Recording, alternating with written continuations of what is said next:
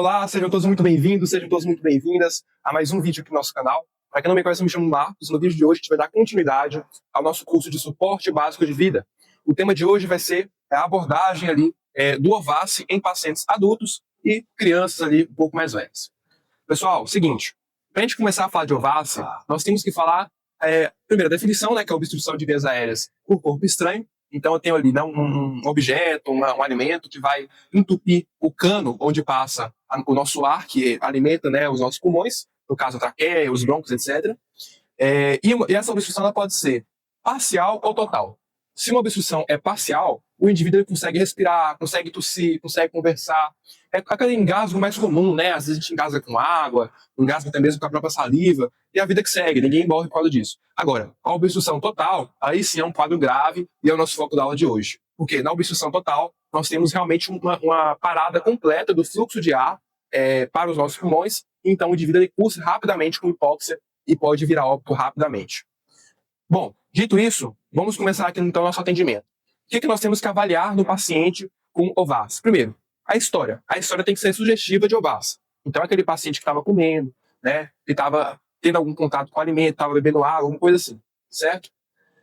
Dito isso, temos que lembrar também do sinal universal do engasgo, que é esse sinal aqui, né, com uma ou duas mãos. Se o paciente chegou para você com esse sinal, é o sinal universal do engasgo. Eu tenho que pensar imediatamente no quadro de OVASI para esse paciente. Ou, por exemplo, se você foi a vítima do OVASI, e evidentemente a pessoa que está com obstrução não consegue falar, você faz esse sinal para comunicar às pessoas ao redor de você que você está com quadro de obstrução de vias aéreas por corpo estranho. Perfeito, você chegou no restaurante, a pessoa ali começou a passar mal, chegou para você com o sinal do engasgo, o que você vai fazer? Você vai prestar atenção nos 4 S iniciais do nosso atendimento.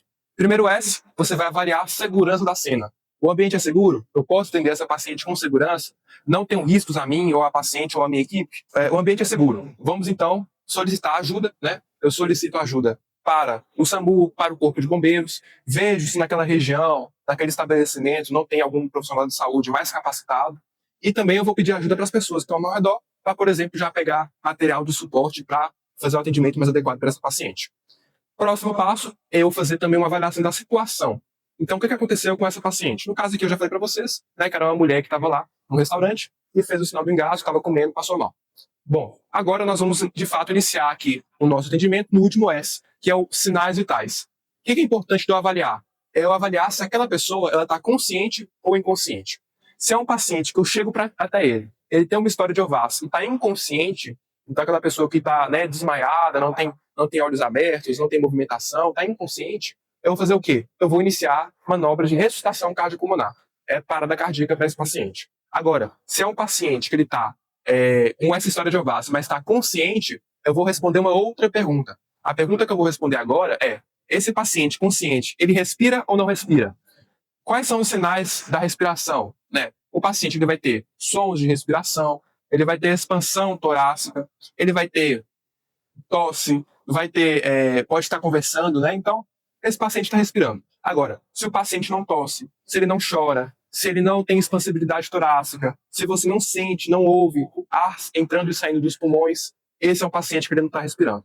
Ou é aquele paciente que ele já está roxo, né? Já está pálido, ele já está tonteando para desmaiar, esse é um paciente que não está respirando e é um sinal de obstrução de via aérea total. Perfeito. É esse paciente que eu tenho que fazer as manobras. Estamos aqui agora com a nossa paciente, vítima de OVASI grave. Cheguei até ela, fiz os 4 S iniciais, constatei que ela está consciente, mas não respira. O que eu vou fazer então? Eu vou primeiro orientar essa paciente. Vou falar quem eu sou, vou falar que eu tenho treinamento e que eu vou ajudar ela. Isso aqui é muito importante porque as manobras são invasivas e chegam a doer um pouco.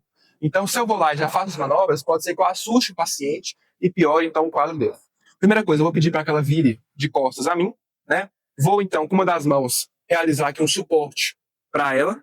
Vou inclinar o corpo dela levemente para frente e com a outra mão, geralmente a minha mão dominante, vou fazer 5 batidas fortes aqui entre as escápulas, na região do tórax. Tem que ser realmente forte para ter uma força suficiente para ajudar a desobstruir essas vias. Uma vez realizados 5 tapas nas costas do paciente, eu vou realizar então a manobra de Heimlich, que é a manobra de compressões abdominais. Eu vou então de costas também para o paciente, passar uma das minhas mãos de um lado a outro do outro. A minha posição das minhas mãos, então, eu vou pegar aqui o apêndice tifoide, que é a região onde eu tenho o encontro das costelas.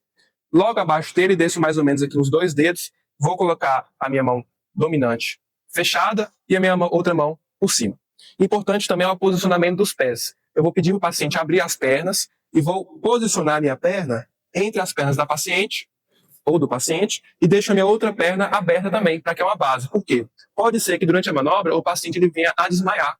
Então eu tenho que ter uma base firme para segurar esse paciente e não deixar ele cair no chão. Uma vez que eu estou na posição correta, eu vou então realizar a manobra, que basicamente eu faço uma compressão para trás e para cima. Então eu faço uma compressão em J, tá? Bem forte, realmente para causar a desobstrução dessas vias aéreas. Faço ali cerca de 5 compressões e vou então seguindo a avaliação. Verifique se o paciente está consciente. Se o paciente estiver consciente ainda, mas não respira, eu vou então realizar 5 tapas nas costas, depois manobra de Hennet. Vou fazendo isso até ele respirar.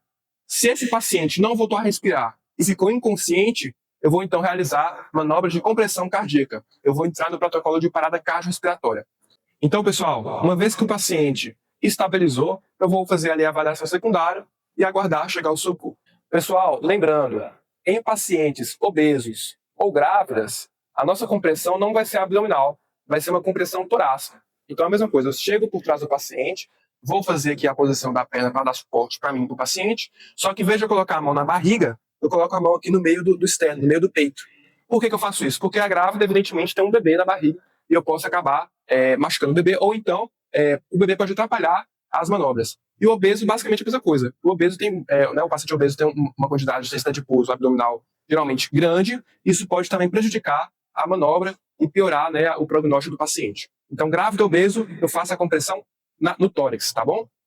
Outra coisa, paciente acamado. O paciente acamado, em que eu não tenho condições, por exemplo, de sentar ele ou de colocar ele em pé, eu vou então fazer as manobras também abdominais, mas em vez de eu ir pelas costas, eu vou pela frente. Então é como se eu viesse pela frente do paciente, eu coloco a mão aqui de frente e vou apertando a barriga do paciente, então aperto para baixo, para cima, tá? Então, tem essa diferença aí para essas populações. Outra coisa importante também são as crianças. As crianças que não sejam bebês, né? Porque o bebê, a manobra a gente faz aqui no braço mesmo. Agora, as crianças, a partir mais ou menos ali, né, de uns 2 anos e tal, a gente faz a manobra da seguinte maneira: a gente vai ajoelhar para a gente ficar, então, na altura da criança e fazer a manobra igual no adulto. A única diferença é realmente que eu vou ajoelhar para igualar as alturas minha e da criança, tá bom? Então, assim, fora essas exceções, as manobras são realmente muito parecidas e muito fáceis de lembrar.